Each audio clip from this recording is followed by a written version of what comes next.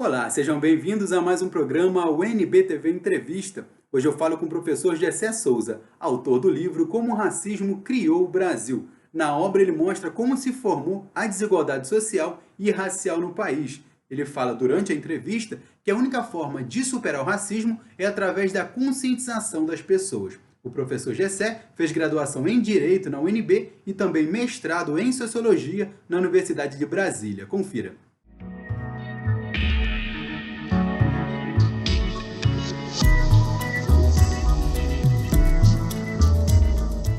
Olá, professor Gessé, é uma satisfação conversar com o senhor. Seja bem-vindo ao NBTV. Obrigado. Um prazer é meu estar aqui conversando contigo, com os nossos amigos da Universidade de Brasília. Perfeito. Professor, no livro, o senhor vou até mostrar o livro aqui, Como o Racismo Criou o Brasil, o senhor fala de racismo, mas de uma forma, o senhor diz multidimensional, né? Fala de racismo atrelado a gênero, classe, enfim. Que tipo de interpretação conceitual o senhor tem do racismo dessa forma multidimensional? Veja bem, Bruno, quer dizer, o problema aí é o fato de que ninguém sabe o que é racismo racial, né? Ninguém explica, né? Eu li bastante coisa, ninguém explica. As pessoas partem do fato, né? Olha, existe racismo, etc, etc, e aí a gente vê, e aí o que você tem são as estatísticas mostrando que os negros são sempre negativamente privilegiados, discriminados, etc, etc. Não é isso? Agora, o que isso prova? Isso prova que o racismo existe, não é isso? Não? Agora, isso não explica o que é o racismo, percebe? Não? Provar que uma coisa existe, não significa que você compreende essa coisa. Né? Ou seja, você não entende a sua gênese, você não percebe o que é que ela destrói nas pessoas, você não percebe as máscaras que ela assume, etc. Né? E eu percebi que você só consegue, porque o racismo racial, né? Quer dizer, o racismo e eu decidi chamar, enfim, o que se chama normalmente de sexismo ou machismo, ou preconceito de classe, ou preconceito cultural, etc., de racismo, simplesmente porque é a mesma coisa, produzido da mesma maneira, com o mesmo objetivo, tem as mesmas consequências, percebe? E um assume o lugar do outro quando é necessário, como no Brasil e tal, entende? Então você sequer entende o racismo racial se você não percebe que o racismo ele é multidimensional. Ele tem vários, né? Por exemplo, o racismo racial pode assumir a máscara do combate ao crime, né? Como nos Estados Unidos, no Brasil. Aí você diz, não, estou combatendo o crime. O criminoso pode ser de todas as cores. Né? Mentira, a gente sabe que o negro foi construído como criminoso. Né? Tanto nos Estados Unidos como no Brasil, quem morre ou é preso é um negro. Né? Então, isso se você não percebe que o racismo, isso é uma forma de você culturalizar, portanto, no caso aí, né? Marginalizar, você mistura aí preconceito de classe e de cultura para transformar o negro no marginal, no criminoso, percebe? Ninguém fala de raça, né? Entende? No Brasil, por exemplo, né? Depois de Getúlio Vargas, que foi o grande elemento antirracista do Brasil, né? Entende? Você tem o quê? Você tem o racismo no Brasil volta como? Volta pela mentira do falso moralismo do combate à corrupção. Percebe? Você moraliza o racista, né? Entende? Aí a classe média branca e a elite pode continuar marginalizando, excluindo o negro e o pobre, né? Mas aí dizendo que não, eu não faço isso por racismo, eu faço isso porque eu tenho a moralidade pública em alto, em um alto patamar, porque eu sou uma pessoa honesta, moral e detesto quem não é. Percebe isso? Né? Entende? Obviamente, a classe média não tem nenhum problema com a corrupção, nunca teve, quando ela é feita pela elite, percebe? Então é só aí, quer dizer, você chamar alguém de corrupto é exatamente o que as culturas americanas, que é a mais corrupta de todas, longe, né? E a europeia dizem para inferiorizar latino-americanos, africanos e asiáticos. Então, o racismo cultural, né, foi utilizado do mesmo modo que as potências imperialistas pela classe média branca e pela elite brasileira contra o seu próprio povo, percebe? Então, você está usando aqui o racismo cultural, né? Para esconder o racismo racial e de classe, percebe? Então, se você não percebe, se a gente não compreende o racismo como sendo multidimensional, a gente não compreende o racismo, sequer o racial, percebe? E vai ser feito de tolo, né? Todas as vezes em que o racismo racial vai assumir máscaras de um outro tipo, percebe? Então, e aonde está a natureza, a gramática, o núcleo de toda operação racista, né? Está de que no Ocidente, desde o judaísmo antigo, você lê o livro, já viu como eu mostro isso, né? E depois no mundo secular, né? Primeiro no mundo religioso, né? O espírito é o caminho para Deus, etc., né? E a forma como o cristianismo, por exemplo, né? Criou o caminho da salvação de todo cristão, né? O espírito controlando o corpo, especialmente sexo e agressividade, ou seja, as paixões, os sentimentos, os afetos, é isso que é corpo, né? E aí o corpo vai denotar, vai significar o quê? A animalidade dos seres humanos. Você vai, quando você restringe os seres humanos a corpo, o que você está fazendo você está desumanizando, animalizando, percebe? Né? Porque o que importa aí, o espírito vai ser tudo que é divino, superior, importante, etc. Mesmo na elaboração secular do espírito pelo grande filósofo alemão Immanuel Kant. Ele vai dizer o espírito não é mais caminho para Deus, né? Porque o mundo é secular, profano, esse mundo que a gente vive, mas o espírito vai ser o quê? Inteligência, moralidade, honestidade, capacidade estética, não é isso? Tudo que a gente avalia como positivo está nessas três dimensões do espírito, entende? Né? A gente não percebe isso, a gente não sabe disso, né? Conscientemente, mas as nossas avaliações são todas presididas por isso, né? E tudo aquilo que a gente tem como incapaz, vulgar, inferior, está associado ao corpo, percebe? Então, essa é a operação de todo o racismo. Quando você quer dominar alguém, você precisa convencer o oprimido de que ele é inferior. Como é que você faz isso? Você convence o oprimido de que ele é corpo, né? Por exemplo, quando se diz que o povo brasileiro inteiro é corrupto, como o Sérgio Buarque disse, e todo brasileiro acreditou nessa bobagem. Percebe isso? Né? A corrupção, o que é? É um defeito da moralidade. A moralidade é a principal dimensão do espírito, né? Então, quando você diz que a pessoa não é moral, não é honesta, você está condenando a animalidade, percebe? Né? Porque você está refutando que ela não tem a dimensão mais importante do espírito, né? Por conta disso, você pode oprimir os brasileiros que acreditam nessa mentira, né? E pode roubar a Petrobras, etc., e tudo, né? Porque os brasileiros se acham inferiores aos americanos, por exemplo, percebe? Né? E essa mesma ideologia foi utilizada, essa mesma ideia foi utilizada pela classe média branca, que se considera europeia, e a elite, que se considera americana, não é isso? Para dizer que corrupto vai ser só o povo, negro, pobre e mestiço. Né? E a partir daí, quem quiser ajudar essas pessoas vai montar, né? Vai se ter a legitimação de golpes de Estado a partir disso. Né?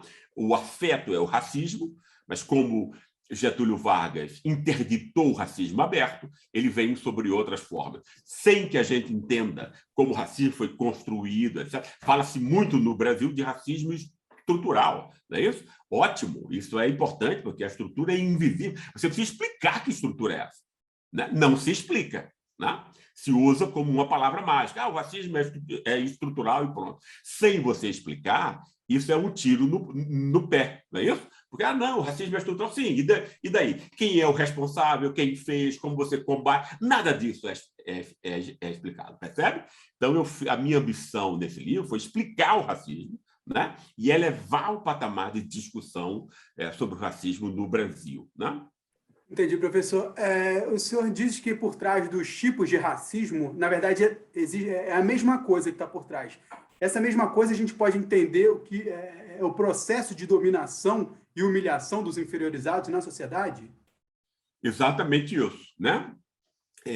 Não há diferença aí, no caso, da dor que as mulheres sentem por serem inferiorizadas em relação ao homem, como o homem sendo espírito e as mulheres corpo, ou os brancos sendo espírito e os negros corpo, né? Ou as classes superiores como espírito e os marginalizados e pobres como corpo.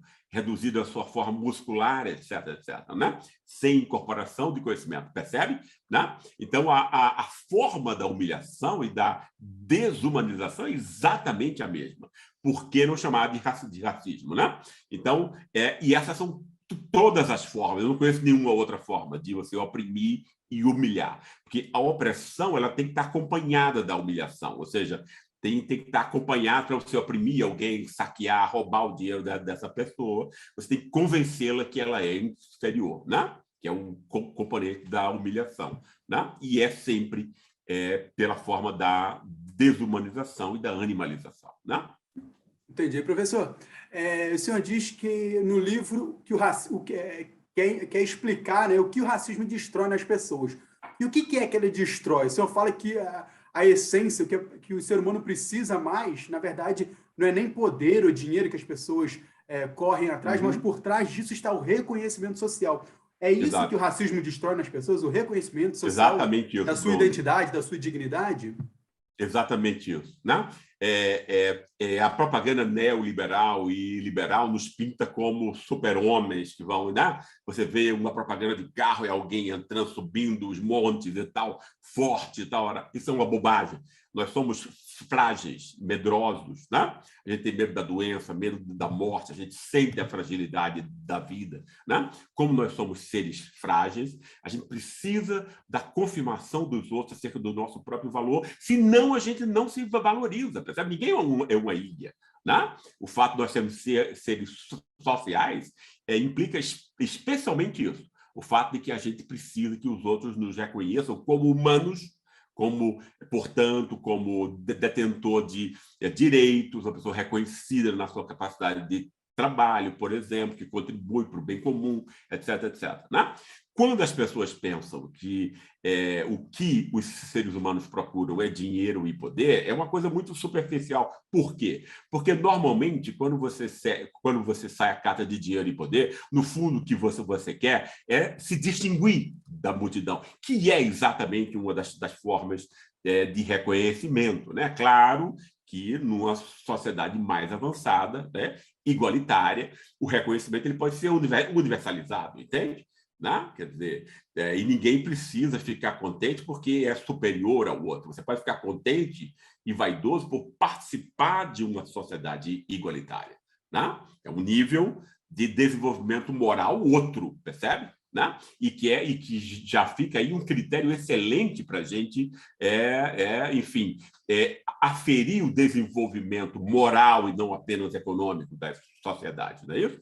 Em sociedades racistas, muito racistas, porque todas são, mas enfim, extremamente racistas, perversamente racistas, como Brasil e Estados Unidos, né? Esse reconhecimento é sempre conquistado contra os outros, e não com os outros. Né? Às custas dos outros, né? Às custas da humilhação dos outros, percebe? Né? Então você tem aí o quê? Essa busca pela distinção. O reconhecimento se transforma em busca de distinção, né? Que é exatamente o que a maior parte das lutas por poder e dinheiro implicam. É você conseguir isso, ter uma nave que você vai mandar para o espaço, como esses bilionários imbecis aí se fizeram, né? Gastando um dinheiro em bobagem que podia estar sendo usado para coisas mais razoáveis, etc. Entende? Né? E o que esses imbecis da Tesla, da Amazon, etc., né? Eles querem serem reconhecidos, se distinguir, olha o que eu posso, olha o que eu consigo, etc., etc. Entende? Quer dizer, então, o reconhecimento é o que é a necessidade última e mais importante. Quando você nega o reconhecimento, é isso que o racismo faz. O racismo nega a humanidade. Ao negar a humanidade, você nega o reconhecimento social que todo ser humano precisa, né? Para poder ter autoestima, autoconfiança, né? Entende? Poder lutar na vida, né? Quer dizer, economicamente, politicamente, etc. Ter um lugar que ele vai ser reconhecido, etc. Então, você destrói o que há de mais importante nos seres humanos com o racismo, ao negar o reconhecimento, ao negar a humanidade e relegar esses seres humanos, assim percebidos, à animalidade. Tá certo, professor. Como é que funciona o processo de convencimento das próprias pessoas em posição inferiorizada, né, de que elas são inferiorizadas e não conseguir vislumbrar uma outra estrutura de sociedade? Isso tem um mecanismo de dominação hoje em dia gigantesco. Começa pela ciência, né? A ciência é racista, percebe? Né? A grande ciência, inclusive, né? Por exemplo, Talcott Parsons, que é o principal sociólogo alemão, montou uma teoria racista do mundo, entende? E que as pessoas acreditam nessa bobagem, isso é repetido em todas as universidades, etc., sem um senso crítico, né? Ou seja, quando ele diz que o americano, pela cultura protestante, é superior a todos os outros, entende? No fundo, o que você está tirando é o quê? Está substituindo o branco pelo protestante, percebe? Né? E eu faço a crítica disso, eu não posso pegar nessa crítica agora, que é teórica, né? Mas eu faço essa crítica, explico. Da modernização, né? Que você está falando do Exatamente, conceito da né? modernização. Que é a ciência mais importante, né? Até hoje. Ela continua, né? Sendo o pressuposto de tudo que se diz em ciências sociais e humanas no mundo. Aí você tem Hollywood, você tem esses mesmos preconceitos agora sendo postos em cinema, entendeu? Aí os mexicanos, latino-americanos são percebidos como ladrões, traficantes de droga, e invariavelmente, percebe? Que equivale a essa acusação de corrupto na esfera científica e política, né? Então você tem aí a imprensa que vai depois bombardear as pessoas com isso. Então, você tem desde a alta ciência até a indústria cultural, até a mídia, a imprensa, etc., bombardeando a mesma imagem, e isso por meio de atores e atrizes sedutores, etc., entende? Onde você vai incorporando de modo, né, sem que você perceba os preconceitos contra você mesmo, né? Entendi. Uma pauta hoje em dia bastante ascendente é a questão das identidades sociais, que o senhor critica e chama de neoliberalismo identitário. Por que isso é prejudicial, inclusive, à própria luta contra o racismo? Porque, no fundo, isso foi uma forma que o capitalismo financeiro fez. Quando você empobrece o Estado, não paga imposto, e você saqueia todo o dinheiro para 1%, e todo mundo fica mais pobre, né? Como você vai legitimar isso? Né?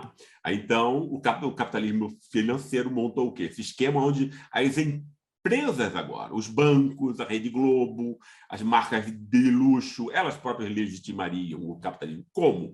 Dizendo que eles, né, que ter-se-ia resolvido já a questão da pobreza e que agora o aprofundamento democrático seria pela diversidade, né? Então, que os negros, mulheres, etc., mas vamos ficar aqui na questão dos negros, né? Pudessem ocupar os lugares que antes só os brancos tinham acesso, etc. Isso parece ser muito sedutor, né? Mas não é, isso é um veneno. Por quê? Porque esse tipo de redenção não é uma redenção do grupo inteiro que é condenado à marginalidade.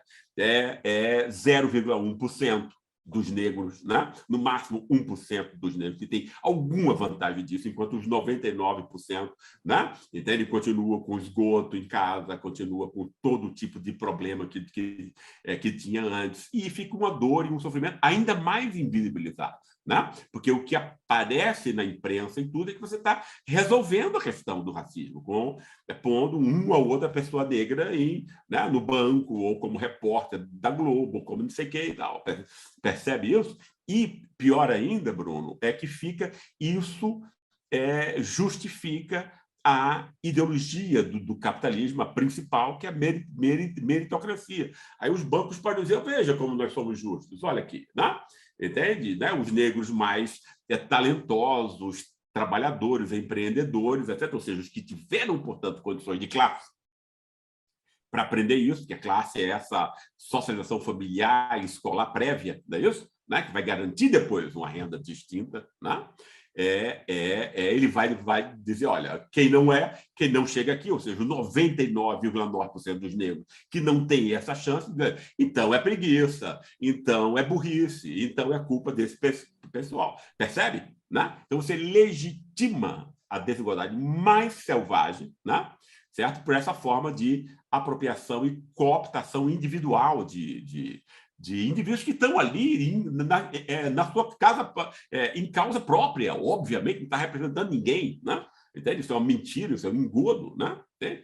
E que se aproxima muito do tipo secular do embranquecimento, de confusão do embranquecimento no Brasil, né? Desde sempre, isso não foi agora, né? O Brasil, há 500 anos, utiliza essa estratégia de cooptar os mulatos e negros mais talentosos, desde que seja individualmente e desde que eles abracem os valores do opressor, que é exatamente o que acontece, né? Vai ser modelo de marca de luxo e tal, né? De uma bolsa que custa 100 mil reais, obviamente você está, né? Entende? Isso assumindo o lugar de opressores que usam a distinção para humilhar os outros, né? Não há defesa possível desse tipo de coisa, entende? Certo, professor.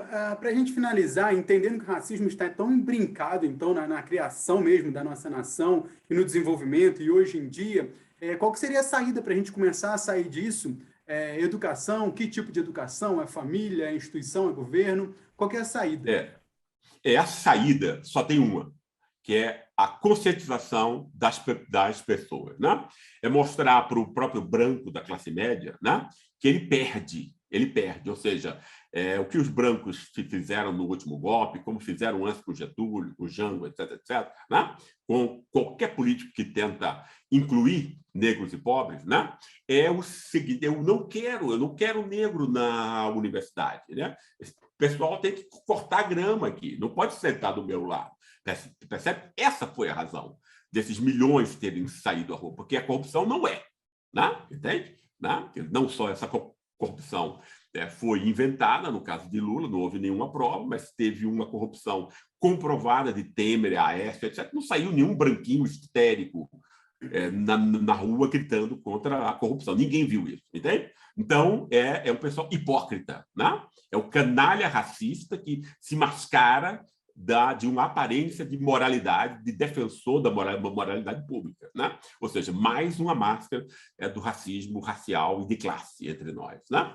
Mas esse branco, né, que hoje em dia essa classe média que está empobrecida, porque ela é explorada pela elite, né? Entende?